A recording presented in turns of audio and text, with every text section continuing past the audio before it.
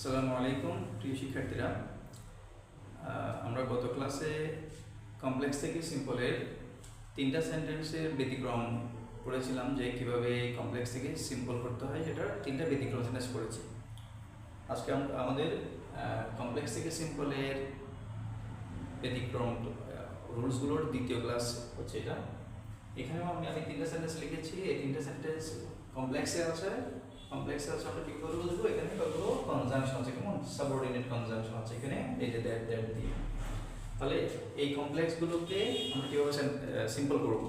Complex থেকে simple করার যেগুলো সাধারণ রুলস আছে, ওগুলো আমরা বিগত ক্লাসগুলোতে পড়েছি। এখন শুধুমাত্র ব্যতিক্রম ক্লাসগুলোই নেওয়া হচ্ছে। তাহলে আমি এই তিনটা সেন্টেন্স কীভাবে সিম্পল করতে হবে সেদিকে যাচ্ছি।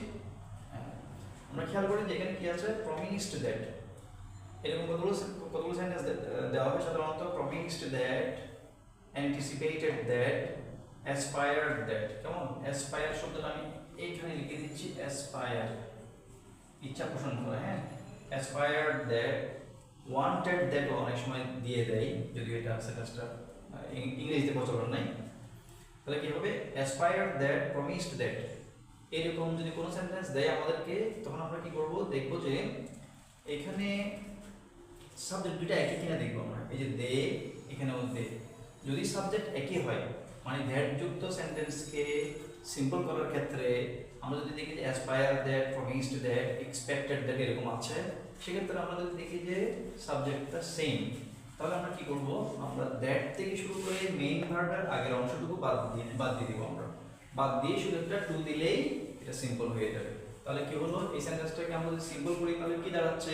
দে promised to help us in difficulty, to help us in difficulty. কেমন? এই হচ্ছে এই সেন্টেন্সটার সিম্পল। তাহলে আমরা যখন দেখব সাবজেক্ট সেম হলে সেক্ষেত্রে আমরা কি করতেছি?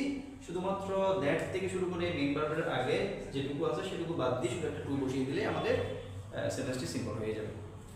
তারপরে দেখি এই সেন্টেন্সটা, এখানেও কি আছে? উই এক্সপেক্টেড দ্যাট যুক্ত।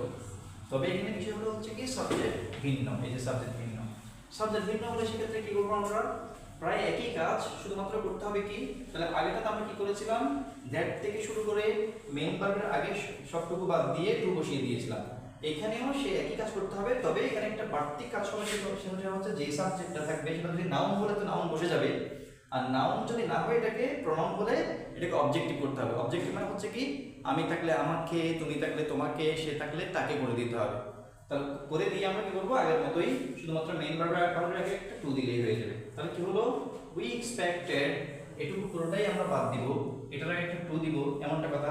শুধুমাত্র এটাকে কি করতে হবে? অবজেক্টিভ করতে হবে। তাহলে উই এক্সপেক্টেড, হিটাকে আমরা হিম করে দিলাম, মেইন ভার্বের আগে একটা টু দিলাম, তাহলে সিম্পল হয়ে গেল। তাহলে কি হলো সেন্টেন্সটা? We expected him to arrive on time. We expected him to arrive on time. এই হচ্ছে এই সেন্টেন্সটার সিম্পল। এরপর আসি আমরা এই যে দ্যাট যুক্ত সেন্টেন্সে যদি কোনো ইট ইজ এক্সপেক্টেড, ইট ইজ দিয়ে শুরু হয়, ইট ইজ এক্সপেক্টেড দ্যাট, এটা আরো কয়েকটা শব্দ দেওয়া থাকে। ইট ইজ সেড দ্যাট দেওয়া থাকে, shed that, it is believed that দেওয়া থাকে,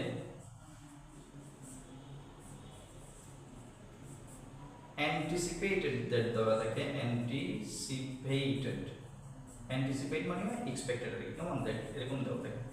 যদি ইট is expected, it is shed, it is believed, it is anticipated that এরকম থাকে, তাহলে ইট is expected that, it is said that, it is believed that, it is anticipated that, এই ধরনের কোনো সেন্টেন্সকে আমাদেরকে যখন সিম্পল করতে দিবে, তখন আমরা কি করবো? দেখো, তখন আমরা বলবো কি, পরের যে সাবজেক্টটা আছে, এই যে পরের যে সাবজেক্টটা আছে সেটাকে আমরা ইটের জায়গায় এনে দেব। ইটের জায়গায় আনলে কি হচ্ছে?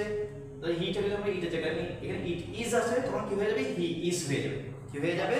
হি ইজ হয়ে যাবে। কেমন? তাহলে হি ইজ লেখার পর আমরা কি করব? দ্যাটের জায়গায় একটা টু দিয়ে দিব, দ্যাটের জায়গায় একটা কি দিয়ে দিব? টু দিয়ে দিব। টু দিয়ে শুধুমাত্র মেইন ভার্ব কোথায় আছে দেখবো আমরা। টুর পরে দ্যাটের পরিবর্তে টু এনে মেইন ভার্বের পরের, মেইন ভার্ব থেকে শুরু করে পরের অংশটুকু লিখে দিব। তাহলে এখানে হিটা তো আমরা নিয়ে গেলাম, এখানে উইলটা বাদ যাবে, এখানে মেইন ভার্ব হচ্ছে কাম থেকে বসবে। তাহলে এই সেন্টেন্সটা কি দাঁড়াচ্ছে সিম্পলে? He is expected to come soon. তাহলে কি শিখলাম আমরা? It is expected that, it is said that, it is believed that, it is anticipated that, এমন যদি কোনো সেন্টেন্স আমাদেরকে সিম্পল করতে দেয়, আমরা পরে যে সাবজেক্ট আছে সাবজেক্টটাকে ইটের জায়গায় আনবো, একটা কাজ। দ্বিতীয় কাজ হচ্ছে দ্যাটের জায়গায় একটা টু দিতে হবে, দ্যাটের জায়গায় একটা টু দিতে হবে।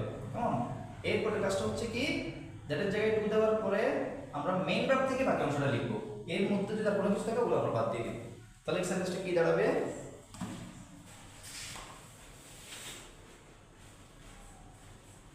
হি ইজ এক্সপেক্টেড, দ্যাটের জন্য আমরা টু দিলাম, বাকিগুলোটা বসে আমরা বাদ দিয়ে মেইন ভার্ব থেকে লিখলাম। তাহলে মেইন ভার্ব হচ্ছে এখানে কাম, কাম সুন। তাহলে এটা সিম্পল দাঁড়াচ্ছে কি, he is expected to come soon, he is expected to come soon. কেমন?